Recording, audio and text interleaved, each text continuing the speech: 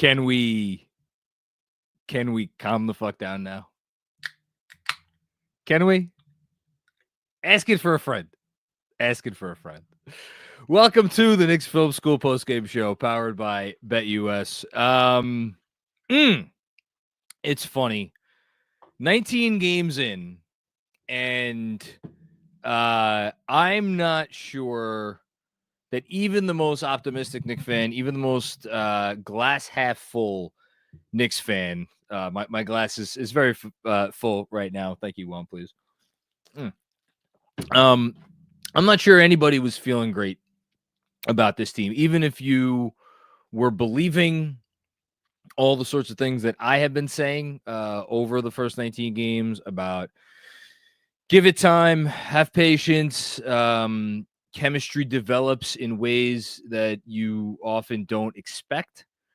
That the easing in process to having new players join your team is not how you might expect it to look.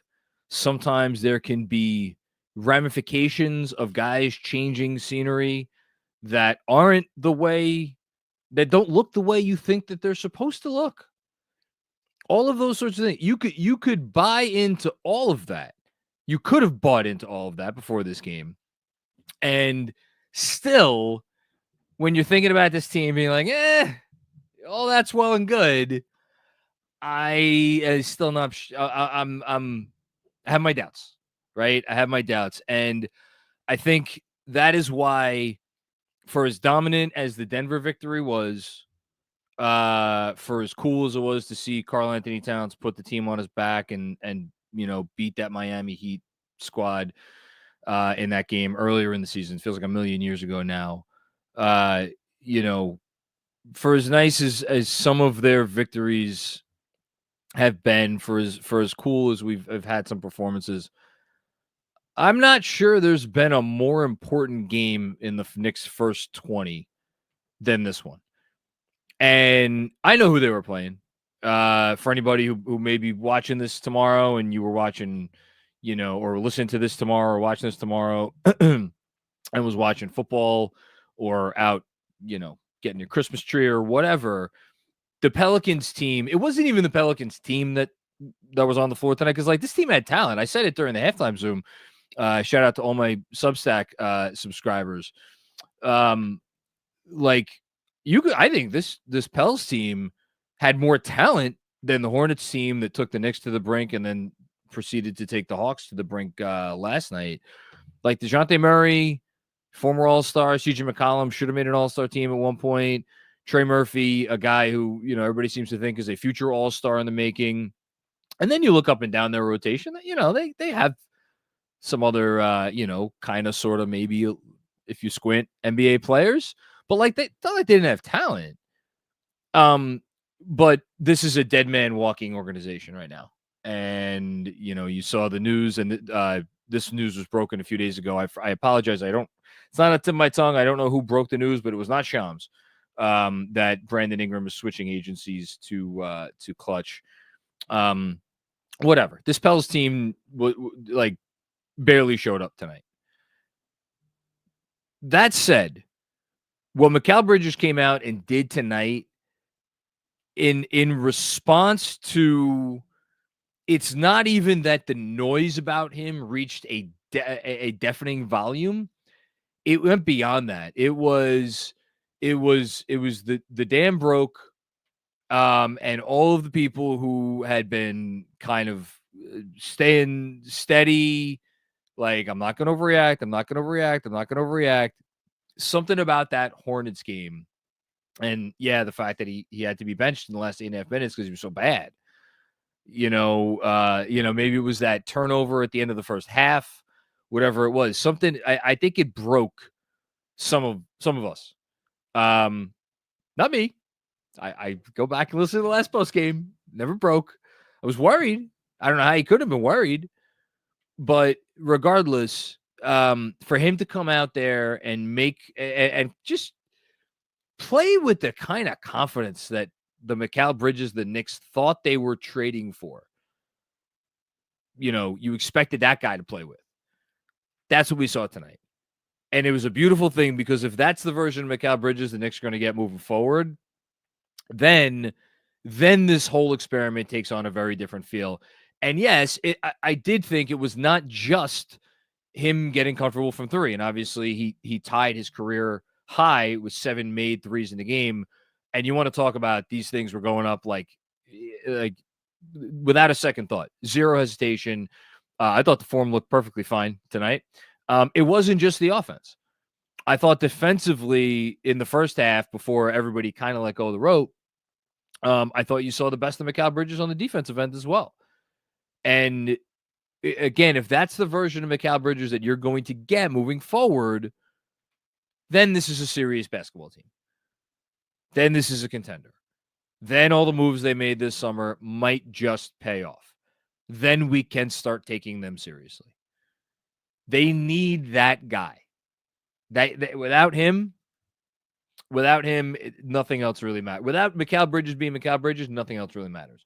And so for him to come out and do that tonight, regardless of who he played, he could have been playing, I'm trying to think of the worst NBA team in recent memory. He could have been playing, I think it's actually the same franchise, right? The Bobcats team that won 7 games. Where did they go? 7-59, trying to get Anthony Davis. He could have been playing that team.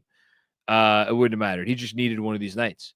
And now you hope that he carries it forward. Because if he carries it forward, then again, we're in business. So, fantastic night for Mikal Bridges. Needed it. We all needed it. And I have to think his teammates are the happiest people in the world for him that he had the night that he had tonight. But of course, you don't, I don't know what even the final score was in this game. You don't win by 30, whatever. You don't go up by 40 plus points without a complete and total team effort. And my favorite stat from this game, easily, is that they won by 33. The Knicks were up by 29 points at halftime, despite Jalen Brunson, Karl Anthony Towns, and OG Anunoby combining to shoot 6 of 25 from the field. They could have easily been up 45 at halftime.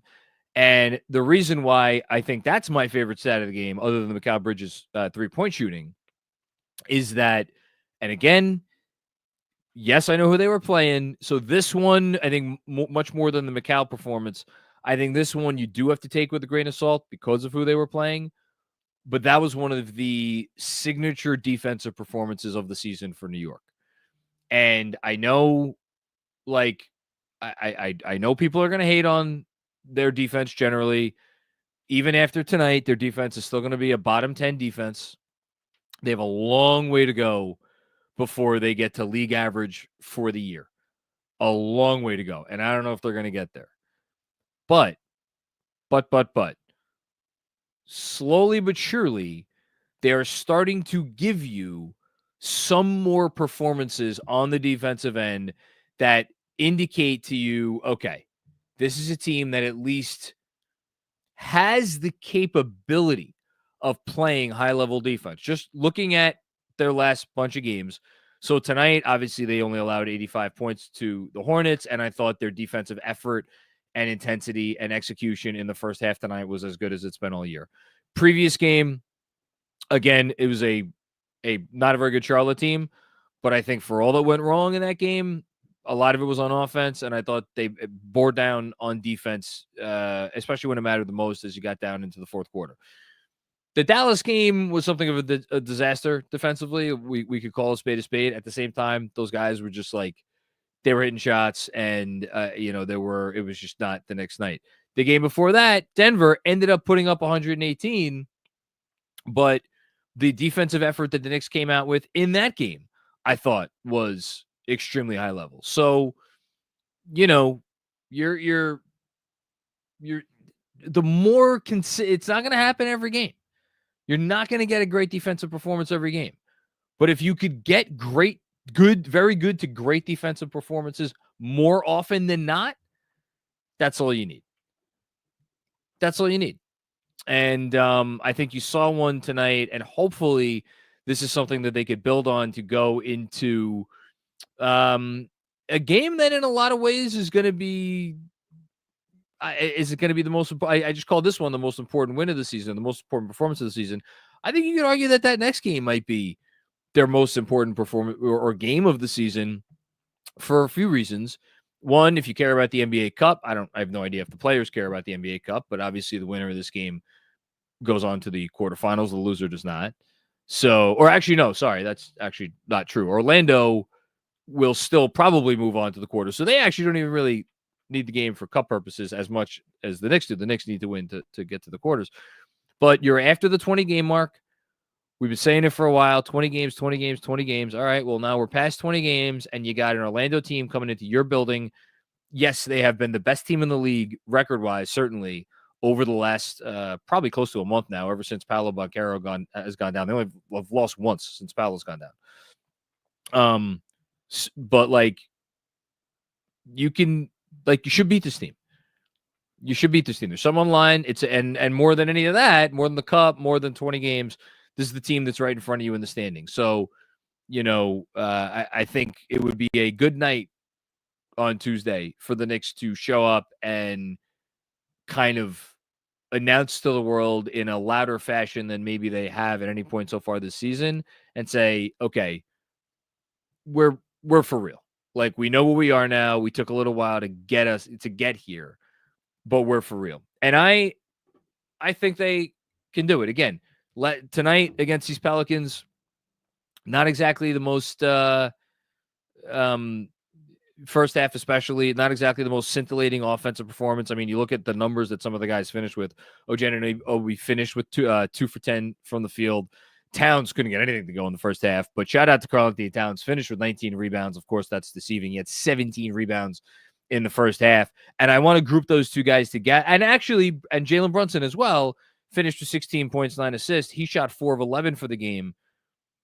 In a lot of ways, how perfect was it? What perfect symbolism that on a night that Mikal Bridges goes off on offense and has by far his best offensive game of the year, you have Karl-Anthony Towns, OG Anunoby, and Jalen Brunson, the 3 players who have carried the Knicks offensively, with a tip of the cap to Josh Hart and Deuce McBride.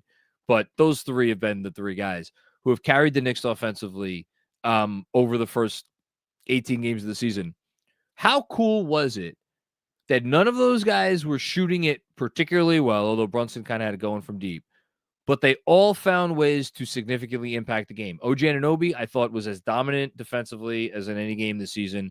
You heard Breen talk about the possibility of OG Anunoby getting a 5x5 game. He ended up with 3 steals and 4 blocks in addition to 7 points, 4 rebounds, and 2 assists. So that's how he contributed. Towns, obviously, with the rebounds. I thought he also had a couple nice passes as well. And then speaking of passing, Jalen Brunson, 9 assists. Just continues to facilitate like one of the best, facilitating point guards in the league, to say nothing of what he does from a scoring standpoint. So really, really special stuff from those 3 guys to contribute in the ways that they did, to remind everybody, like, look, even when, those guys do not have everything going on offense, you still are going to have to reckon with them, and you're still obviously going to have to reckon with this team. Other things, we've praised the bench a lot this season. I shouldn't have waited 15 minutes to shout out the 2 guys that I'm about to shout out, but Deuce McBride and Jericho Sims, another not even good, it's outstanding performance. What more can you possibly ask for in your 6th and 7th man than what the Knicks are currently getting from Deuce and Sims?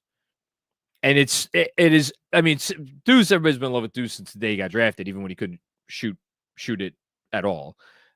His turnaround continues to be one of the most insane stories in basketball, that this is a guy that will put up any shot, anywhere, anytime, in front of anyone, and it's probably going to go in. He was great tonight. Kept the pressure on after he came in. And Jericho Sims, how many weeks removed are we from people wanting wanting him. They wanted him, forget out of the rotation. They wanted him benched. They wanted him cut. They didn't want to see him again. When you got some Huckporty minutes there at the end, the guy that everybody was clamoring for, reminding you like he's a rookie, and he's not quite there yet. So, yeah, I don't know what more you could possibly want from Sims. He's been awesome. I think he had in this game, he was on pace for almost as many rebounds as Towns was. I'll get the exact number in a second. So great game from both of those guys. Just a dominant effort against a team that they should have dominated. 13 rebounds for Jericho Sims. Thank you, Kevin. Kevin on the 1s and 2s tonight. Shout out to him. And then, last thing, actually, no, 2 more things, and then we're going to get to the super chats. For my autograph signature moment of the game, shout out to Autograph. You can check the Autograph app. Tomorrow, I will have a fresh Macri's 3x3 up. I love when I get to do a 3x3 off of a win because then I get to be positive. I'll look back at 3 things from the past week, and I'll look ahead to 3 things previewing the week ahead. Again, if you don't have the Autograph app, go ahead and download that sucker right now so you can start getting rewarded for your fandom. Link is in all of my bios if you want, or you could just download it anywhere you get your apps. Use code KFS. And again, Autograph, get rewarded for all the stuff you are already doing, like listening to this very podcast or watching this live stream. Okay, my Autograph signature moment of the game, they were up 25. It was about halfway through the second quarter. It was about 6 minutes left in the second quarter. And I just wrote down here in my notes, rabid, and I underlined rabid twice, defensive possession. Because to me, that exemplified the effort and the attention to detail that they came into this game with, where even after they got a big lead, and we've seen this a few times, we saw them get a big lead at Phoenix. We saw them get a big lead against the Wizards. Probably have seen them get a big lead 1 or 2 other times earlier this year. And their defense in pretty much every one of those games started to let up. And it did not happen tonight. I mean, when they got up by like 30 plus in the second half, there was like a couple of minutes there where the starters were like not at an A+ level. But other than that, man, everything you could possibly want. And again, it's more than just Bridges. Bridges is not the only concerning thing about this team. It was also the defense. So to have the defensive performance like you had tonight and put your foot down was awesome. Thank you, Autograph. That is your Autograph signature moment of the game. Last thing, I don't actually even think I could do this yet.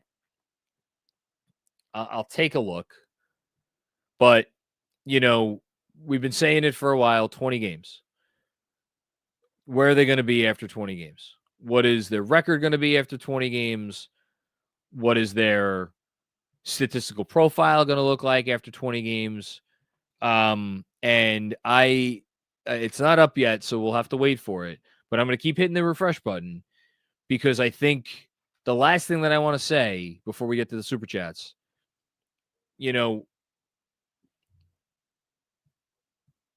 this is the team for this franchise that had the highest expectations that any team has had in 3 decades. All due respect to the 12-13 team, this team had higher expectations. All due respect to any of the even late 90s teams, this team had higher expectations. You have to go back to 93-94. It's the last time a Knicks team had the sort of expectations that this team had. And because of that, every loss, every bad thing that they did, every good thing that another team did against them, you're gonna, it's not gonna feel great.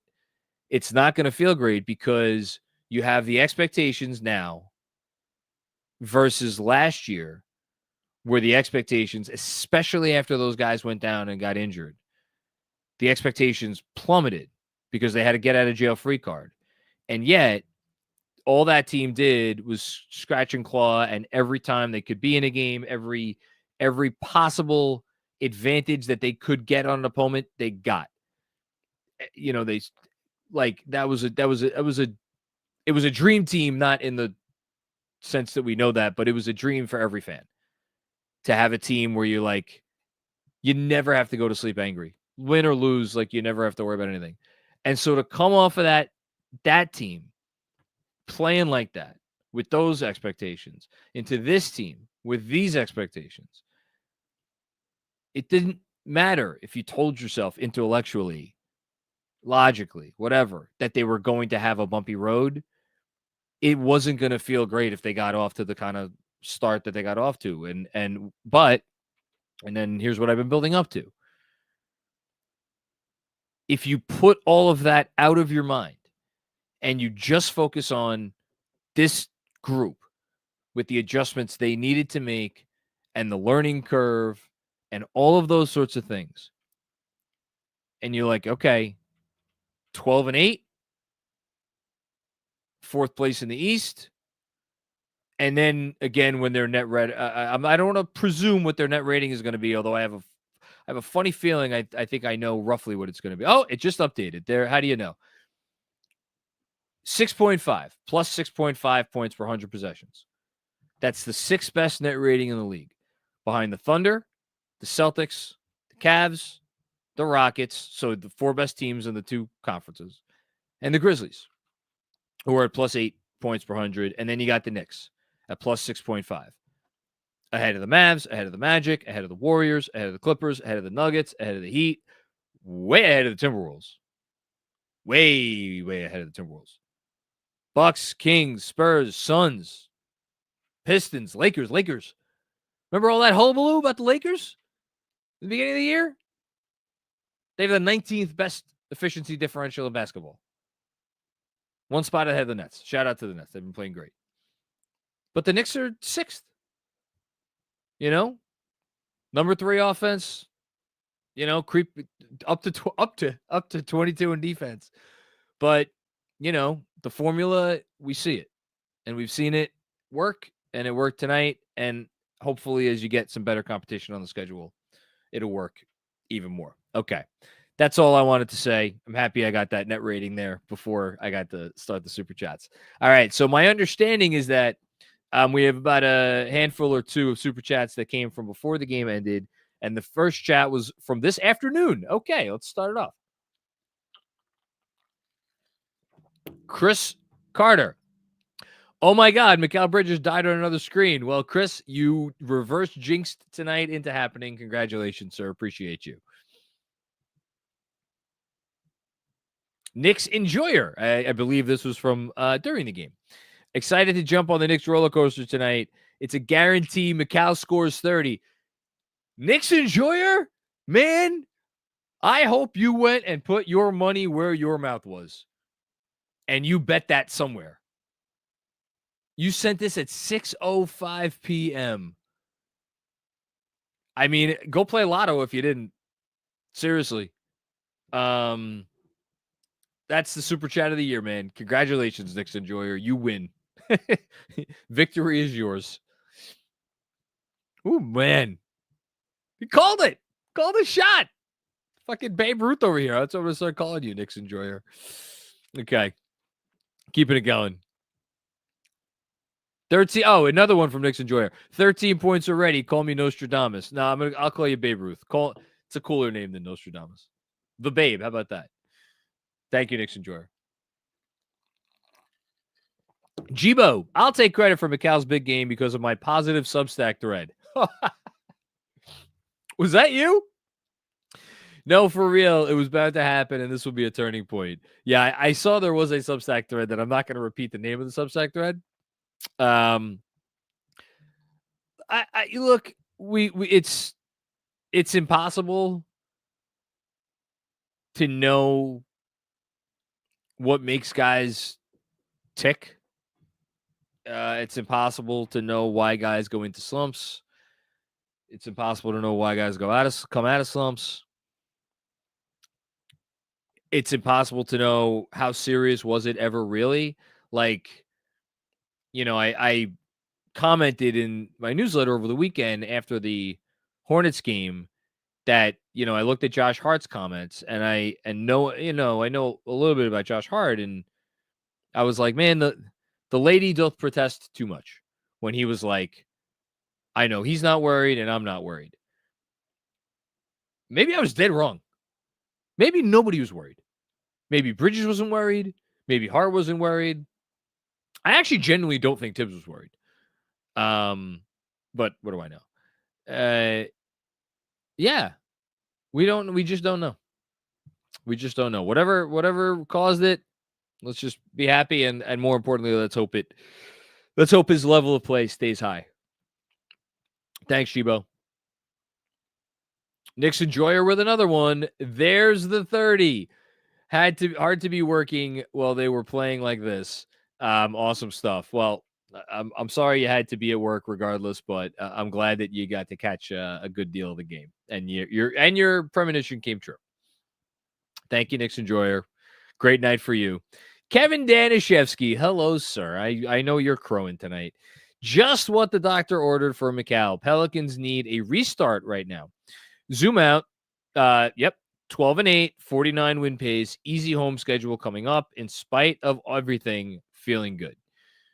Yeah, I mean, look, things are never as good as they seem when you're winning or after a win. Things are never as bad as they seem when you are losing or after a loss. That said, the Knicks are 4 games over 500. After the Bulls game, they were 1 game under 500. So not only are they 12-8, they are 4, 5, 6, 7-2 in their last 9 games. Now, those 7 wins have come against the Nets, Wizards, Suns without Durant and Beal. Nuggets was obviously very impressive. Hornets, C squad, and then this version of the Pelicans team. So one quote unquote really impressive win in there. I think the Phoenix win was impressive because I think Phoenix is a respectable team, even when they're missing some of their guys, and they're well coached, and Booker is obviously legit. And I think, I can't believe I'm going to say this. I think those Brooklyn wins are aging fairly well, given how they are, at least they're very far from a dumpster fire. So, yeah. But look, you play who's on your schedule. They've looked better in the ways that I think a lot of us wanted to see them look better. Still not perfect, but tonight was a good night. Thanks, Kev. Robert W. Cross. I cannot wait to see what he has to say. Great statement game by Bridges. Now, can he do it in a game that matters? Robert, I see, this is where Robert gets me, because if I can't tell if he's saying something that is so outlandish to try to get under my skin. I think because he didn't like that I blew up his spot on Twitter, or Blue Sky, whatever it was. Robert's an emotional guy. Anyway, first must-win game of the season on Tuesday. #mini chip. Well, that's obviously ridiculous. There's no must-win games in the NBA regular season unless you need to win to stave off elimination from the playoffs. Yeah, it's an important game. It is the most probably important game of the year. Robert, I again, not knowing if you're serious or not, I think this game had all the import of a playoff game from Mikal Bridges, because there is nothing louder in professional sports than when you are wearing a New York uniform and you are struggling. Nothing. And I don't care. I don't care if he doesn't have a single social media app. I don't care if he lives like a monk. I guarantee you Mikal Bridges has heard everything over the last 48 hours. So I would argue, Robert, that this was a game that mattered as much or more than any game that Mikal Bridges has played this year. And I'm going to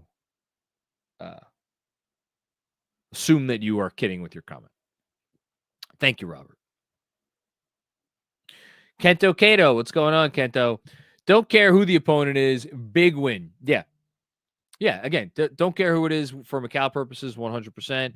And even with the defense, like the execution was so high. And in particular, and I should have said this at the top, the rotations that they were making throughout the first half of this game, those are some of the best rotations they've made in any game this season.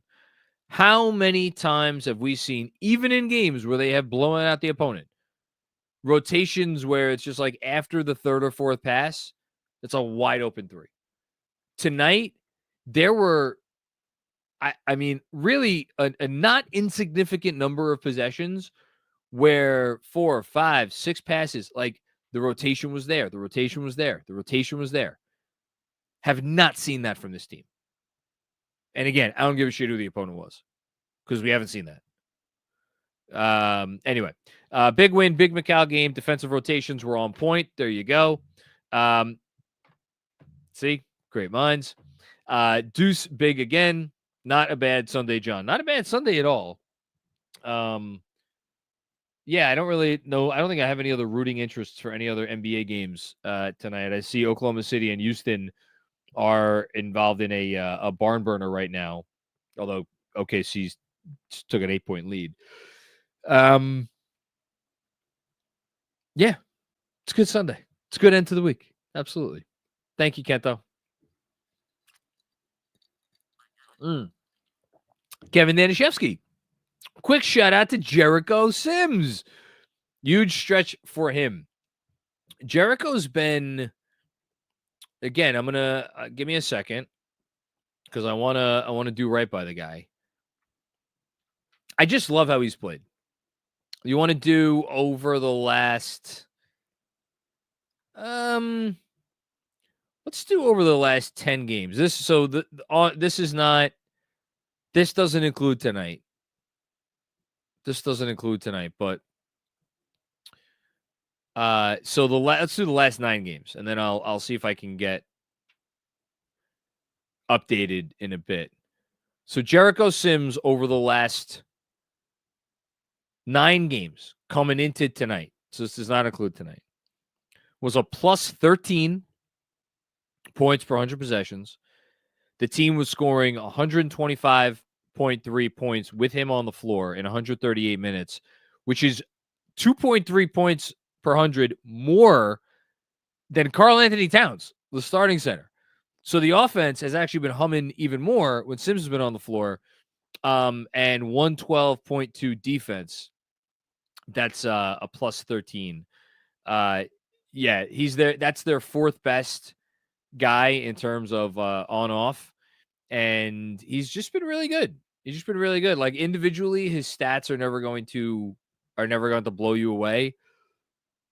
Like for the season, yeah.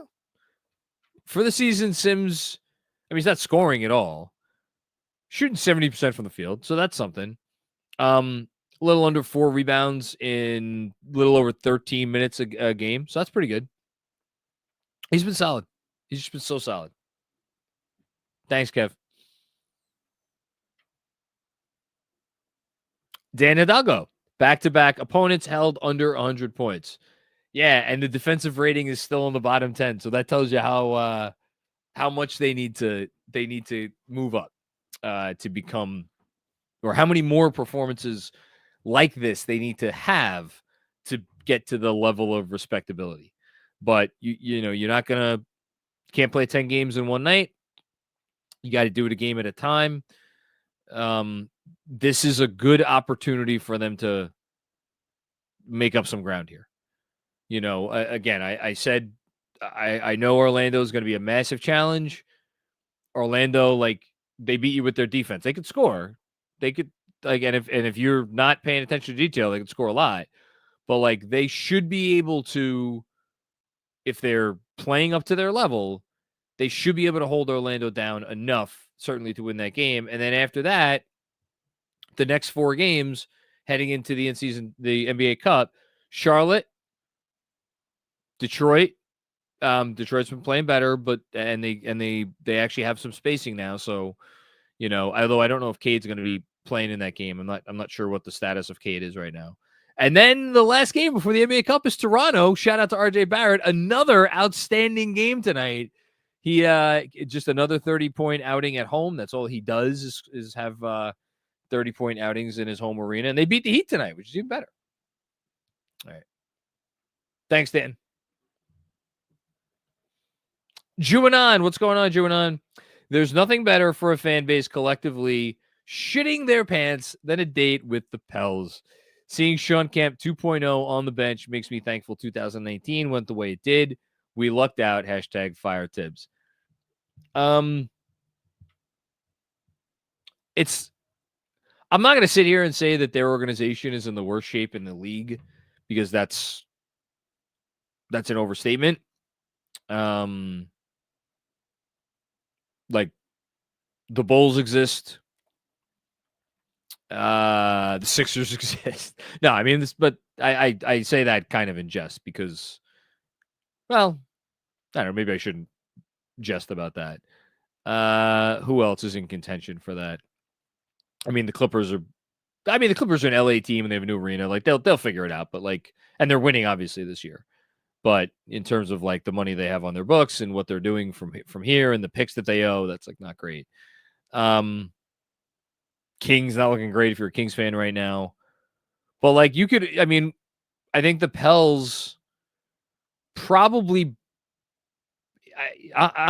might have to be in conversation at least for the bottom 5 in terms of just because the vibes seem to be broken. And I don't really know. I don't know what you do, but it's just so weird because they have so much young talent. Between obviously Zion is still incredibly young and talented. I don't know what his trade value is right now. I'm not that they would go look to trade him. I'm not sure they could, but whatever. Brandon Ingram clearly has no trade value. But they have all these other guys too. Like, Murray's on a fair deal, and then obviously Trey and Herb and McCollum doesn't have that. It's not a great deal, but he only has a couple years left on his contract. So I don't know. It's an interesting situation. Yeah, tough situation. Thanks, Juno. Christopher Halecki, my man. Doctor's orders for Bridges. Play the Pelicans. Yes, it was very nice that he played a very bad team. I am not letting who he played diminish my enthusiasm for the performance that he gave. Because that was a special offensive performance, I think. And it didn't matter who was on the other side of the floor. Thanks, Chris. Jessica, what's going on, Jess? Got home from taking my daughter to see Moana 2. It was great. Turned on the game to see no starters in. Up 103-66 with 8+ minutes left in the fourth. Let's go Knicks. Jessica, wouldn't you know it? I've gone almost 40 minutes now without saying the name Tom Thibodeau. Well, I'm so happy you gave me the opportunity to do so. The man who is more inflexible than any coach in the league, the man with rigid rules and outdated, requirements for when to put in, when to empty the bench, and when to give in to crowd chants on, wanted to see a young player, all those sorts of things. He just gave everybody what they wanted today. And yeah, when Bridges and Hart started the fourth quarter, I was like, is it going to be regular rotations until the 5-minute mark, basically? But then once they kept it in the mid-30s for like the first two, whatever it was, couple of minutes of the fourth, I was like, you know what? I bet you he actually gives in. And he did. Again, all he cares about is winning. He just wants to make sure they win. That's all. And in his mind, because he's an insane person, there's a difference between a 20, 5-point lead and a 33-point lead or a 34-point lead. Or in the case of what you're talking about, 37-point lead, and that's what makes him Tom Thibodeau. That's why I love him. Glad you enjoyed my 1 and 2, Jess. All right, one more, and then we are going to pivot to our little ad read from our friends at BetUS. Okay. Kanyan Pepper, what's going on, Kanyan? I guess every time Mikal has a bad game, we're going to hear about them. First-round picks. Thank you, Mikal, and thank you, Macri. Least I could do. I don't know what you're thanking me for. Yeah, of course. We're always going to hear about it. We're going to hear about it. Unless they win a championship. If they win a championship, then we're not going to hear anything about anything ever again. Or at least the people who will say it those words will fall on deaf ears because I know I could give a fuck. Not that I really care right now, but pushes it to a new level. Yeah,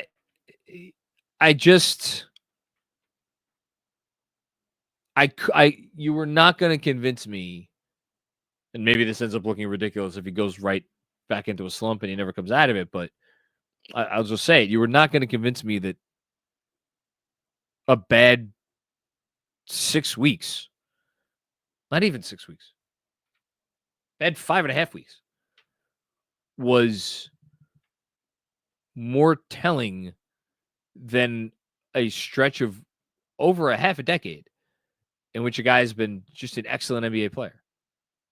It just never added up to me, So yeah, like, am I pleasantly surprised tonight? Yeah, I didn't think it would happen tonight, but should anybody sit here? I mean, nobody should be shocked that he went out and did this. This is Mikal Bridges, man. Guy's freaking awesome. Anyway, all right. Let's hear from our friends. Quick break to hear from our friends at BetUS. If you're looking for a new book this basketball season, BetUS is your answer. They have the fastest payouts in the industry, which you can take advantage of using the promo code YouTube150. Get you 150% bonus on your first deposit, as well as 125% bonus on your next 2 deposits, up to $2,000. I hope, if you were Knicks enjoyer, I hope you took advantage of the YouTube 150 code and you bet your life savings on Mikal Bridges over tonight, whatever the hell it was. They have BetUS fast and easy deposits and withdrawal process, 24/7 personalized service, 365 days a year. You can find out more in the link, which is in the description of this episode. Live wagering on all major games, 10% back on your net losses, personal account manager, everything you want. One more time, the promo code YouTube150 gets you the 150% bonus, as well as 125% on your next 2, up to $2,000. Don't forget, gambling involves risk, and all forms of betting carry financial risk, and it's up to you to make bets with or without the assistance of the information provided. There we go. Giddy up.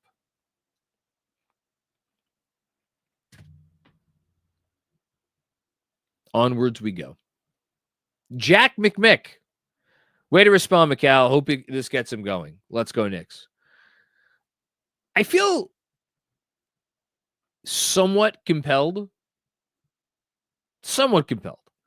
Let's see if these stats are updated yet. No, these still haven't updated. I mean, so going into tonight, Mikal Bridges on the season had an effective field goal percentage of 52.4. So that's not great.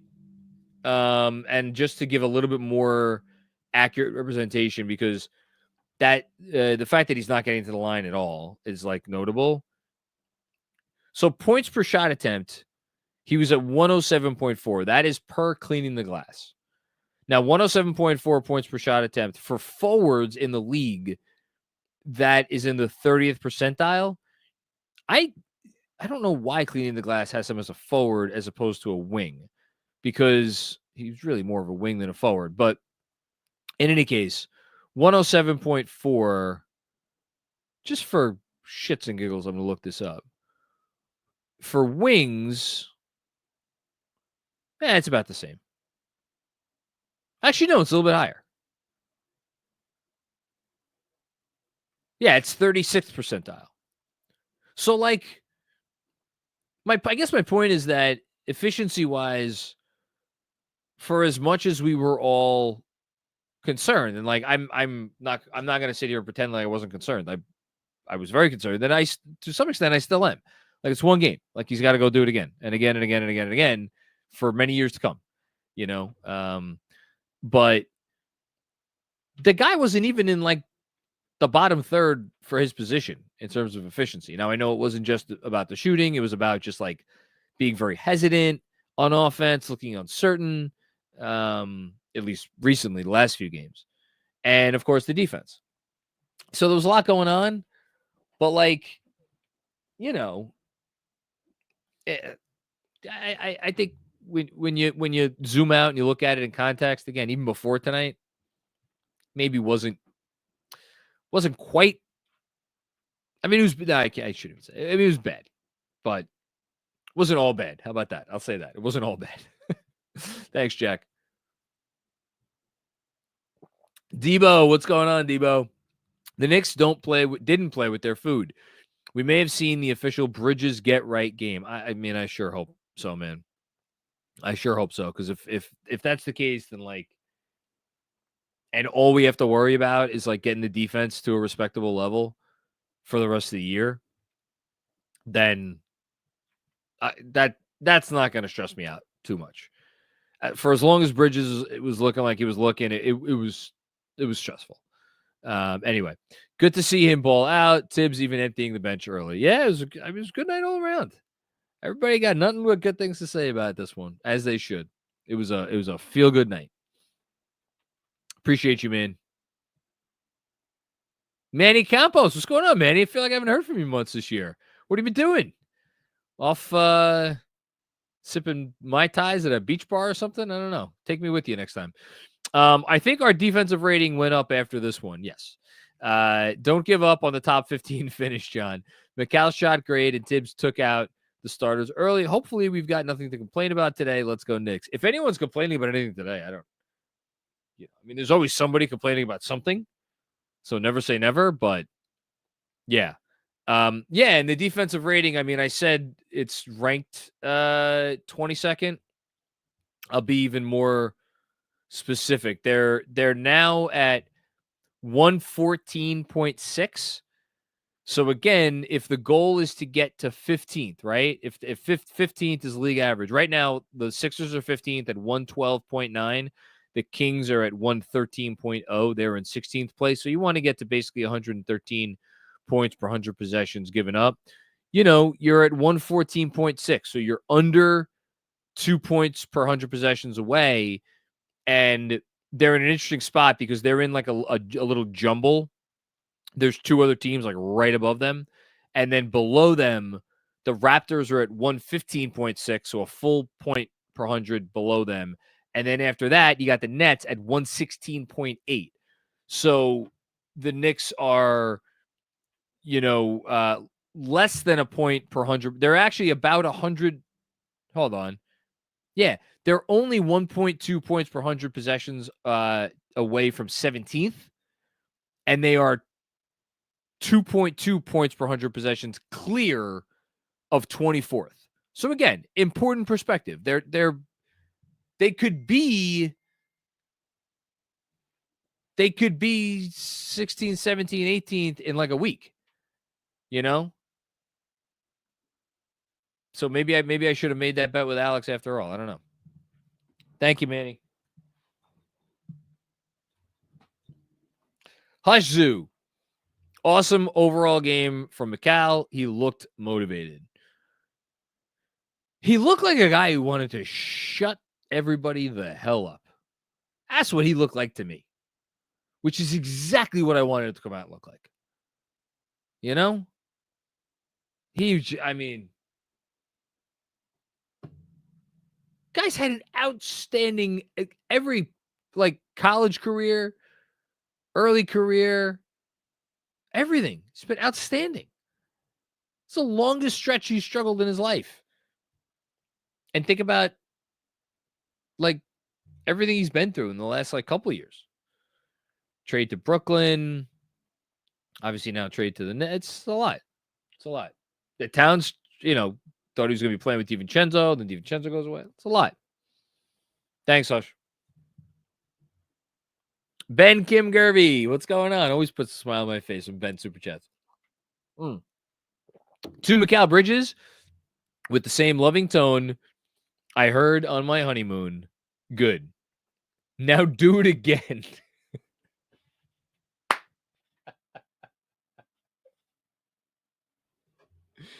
Ben, you're one of one, and that is why I love you.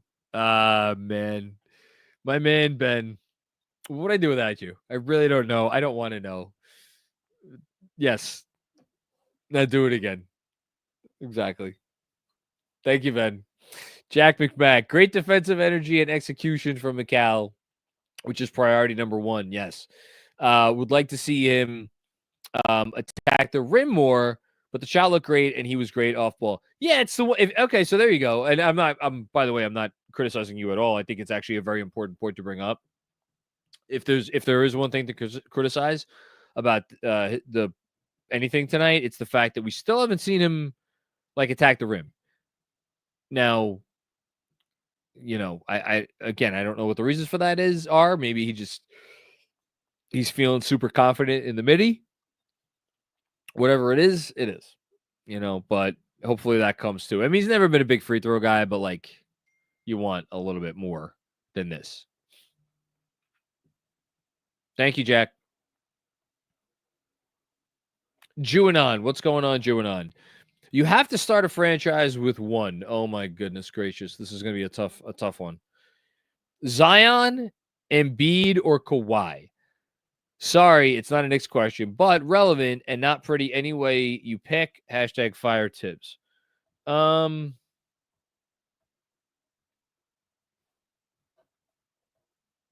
not Kawhi because of the age. And at this point, like, what hope is there? I mean, it's like, isn't he still out indefinitely? Has there been any positive reporting? Like in the last few weeks? Maybe I've missed it. If I have missed something, maybe that would impact my answer. But I think because of the age, I'm saying I'm out on Kawhi, even though I think when healthy, he's the best player of the three, and certainly the guy of the three that I want.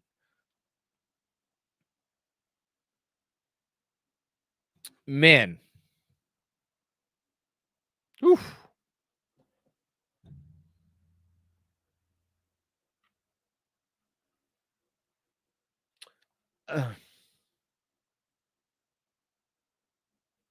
I know how bad things are in Philly right now. I think I have to say Embiid. I have to say Embiid because Embiid, we've at least seen that guy be the best regular season player in the sport. I'm not even talking about the year one MVP. The year one MVP, you probably could argue that Jokic should have won it, but the start he had to last season, he was the best. But whatever, he's been top 5 for the last whatever it is, 4 or 5 years. And then again, you watch how he looked. You watch how he looked this year. I mean, he looked done. Man, what a great question. I can't. Somebody told me once that silence isn't great for a podcast. So me like staring contemplatively into the distance as I think of this answer. It's a great question. I don't know that there's a right answer. If you're super confident in your answer, Godspeed. I think I'd have to go Embiid, and I think I would have to just chalk up what we've saw so far this season when he's been on the court to like a combination of rust and he's still not fully healthy. Because at least, like, I'll say this, I'm sure I'll catch a lot of shit for saying it. If Maxi and Paul George play, the majority, like if Maxi plays pretty much every game the rest of the year and Paul George plays, 75% of the games left this year, and the Sixers kind of pull it together a little bit. If Embiid, and like, let's say Embiid plays fucking 20 games, 25 games, whatever. And in the last 5 games of the regular season, he like starts to look like the Joel Embiid that we've seen. And they finish the year with, I don't know, 37 wins, 38 wins, whatever. And they're the 8th seed, like it. Is that a team that I would be dying to play entering the playoffs? Probably not. So, whereas with Zion, I just don't know that we've ever seen that high. I mean, yeah, like here and there, but like, it's a great question, and yet there's a part of me that thinks I should just go with Zion because he's however many years younger. I don't know. It's a good question, really is. Thanks, Juana. Appreciate that one. Justin Richards, what's going on, Justin? Mikal hit the play button. Mikal hit the play better button. Yes, he did. It's funny how often that works out. Guess at age 27, he still is in his prime. Big game on Tuesday. My thoughts exactly across the board, Justin. It's funny how often the most reasonable thing is the correct thing. Thank you. Sam Garcia. Mikal just needed some home cooking. LOL. I mean, maybe. I mean, I'm looking right now at his splits. Oh, here we go. This is actually updated. You know what, Sam? You might be onto something there. I'm going to read this for you. In 8 games at home, here's another thing. The fucking Knicks have been on the road for 12 out of their 20 games. And they're 12-8. Anyway, in 8 home games this year, Mikal Bridges is averaging, including tonight, 20.6 points. He's shooting 54% from the field. He's shooting 38.2% from 3. He is averaging 3.4 assists. And he is a plus 14.6. That is his plus minus. In 12 games on the road this season, Mikal Bridges is averaging 13.3 points. He is shooting 40.9% from the field. He is shooting 29.6% from deep. Somehow shooting 33% from the free throw line, even though he's only taken 6 attempts. So he's 2 of 6. And he's a minus 1.9. Well, there you go. Sam Garcia, you nailed it, buddy.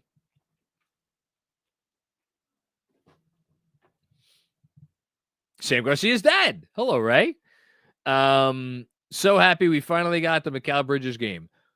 We have had, so let's, for those keeping track at home, we have had the Cat game. We've had the OG game. We now had the Bridges game. I think the Bulls game would have been the campaign game, but they lost. I don't know that we've had the Deuce game yet. Honestly, the Hornets game was probably close to the Deuce game. And then that just leaves Brunson and Hart. Have we had one Josh Hart game where it was like truly the Josh Hart game? I know he's had some great games, and I know Brunson's had some great games. I don't know that there's one for either of them that would be like, that's... Maybe Phoenix was the Brunson game. But again, he's had, I don't know, he set the bar so freaking high. The game winner against Brooklyn, maybe. I don't know. But yeah, this was definitely the Bridges game. One more, and then let's do the out-of-town scoreboard from T-Squared Social. Alex, Jonathan Carlos Macri in defense of Gbo. He had a positive Mikal thread. Okay, well, there you go. I wasn't sure. Also, good fantasy game this week. Happy these December games don't count towards the bet. I should have made the bet. Anyway, yeah, it was a good showing by you, but unfortunately for you, a better showing by me. I think this is going to take my record to 4-2. Does that sound right? Double check me on that. Yeah, there we go. Okay. Let's do out of town scoreboard presented by, of course, T Squared Social. Go into T Squared Social, located at 42nd Street and not Second Avenue, 42nd Street down the block from Grand Central Station. Tell them KFS sent you to get a free draft beer, and you could go to tsquaredsocial.com to learn about club memberships, trivia nights, sports leagues, and much more. So, big night in the NBA. If I could go ahead and pull up the scoreboard, that would be a good thing. So the game of the night was in Cleveland. Celtics missing Jaylen Brown, notably. They lost to the Cavs 115-111. This was a massive, massive win for Cleveland because they were down by, I believe, 11 points heading into 12 points, excuse me. They were down by 12 points headed into the fourth quarter, and the Cavs, and specifically Donovan Mitchell, made all the big plays late. Jason Tatum, not the best game, especially down the stretch there for him. So the Cavs get off the schneid after losing 2 straight to the Hawks. Celtics fall to 16-4. But again, no Jaylen Brown there, which is notable. They were given major rotation minutes tonight to somebody I frankly had never heard of before. Okay. I mentioned RJ Barrett. I'll read his final stat line. The Raptors beat the Heat. The Heat fall back down to 500. Raptors get up to 6-15. RJ in this game, 15 of 20 from the field, 3 of 4 from 3. He had 37 points, 7 rebounds, 5 assists. Absolutely killing it. If the Raptors keep winning games, he's at least going to be on the periphery of the All-Star conversation. So be prepared for that, Knicks fans. Grizzlies upend the Pacers. The Pacers fall to 9-12, which currently is 8th. Did I say 9-12? 9-12, which is currently tied for 8th with the Nets in the East, and a half game ahead of the Detroit Pistons, who are at 9-13. Okay. The aforementioned Nets lost to the Magic 100-92. The Magic just keep on winning. And games in progress right now. Tie game, under 5 minutes to go between the Thunder and the Rockets. 104 all. Huge game there. Top 2 teams in the West. Lakers and Jazz in a tight one in the third quarter. Okay, let's finish up. I want to try to watch the end of this Rockets game here. Knicks Enjoyer. Nice to see Matt Ryan get going a little bit too. I'm so happy you said that, Knicks Enjoyer, because it was funny. They mentioned during the broadcast that Josh Hart used to play for the Pelicans. I think they mentioned some other connection. Matt Ryan was with the Pelicans last year, and I'm sure it was a little extra satisfying for him to hit those couple of shots. I think what did he end up finishing with? Three made field goals or 4 made field goals, whatever it was. Against a team that did not think he was worth keeping around. So good job by Matt Ryan. Good job by you. Thanks, Knicks Enjoyer. Dom Cappuccini. What's going on, Dom? I missed the game. Why'd you miss the game, Dom? It was such a good game to watch. Judging by the box score, the power of friendship is still very real. I love it. Here's to a carryover into this week. Yes, we are trying to carry over the vibes. I expect a very strong effort against the Magic. I will say that. And Matt Ryan finished with 3 field goals, 2 of 5 from deep, 8 points. Good job. Thanks, Dom. Kevin Danishevsky, another one. Any Pelican that could be a Knick trade target. We've been down this road before.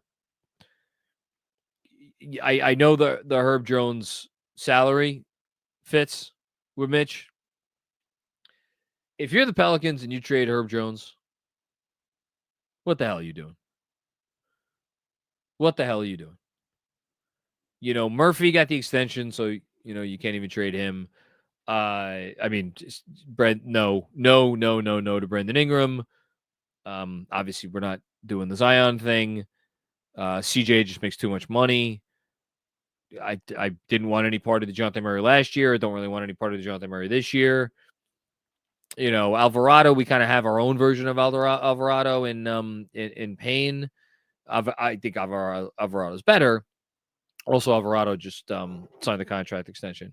So who's left? You want Jeremiah Robinson Earl? No thanks. Yeah, no. If I thought the Herb Jones thing was a possibility, I would, but I can't get there. Can't get there. Thanks, Kev. And then I think was that the last one? There we go. Okay. Listen, it's a Sunday.